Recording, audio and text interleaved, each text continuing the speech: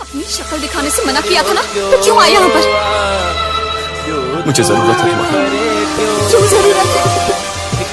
नहीं जी सकता तुम्हारे बिना। मेरे साथ चलो, तुम्हें आना होगा।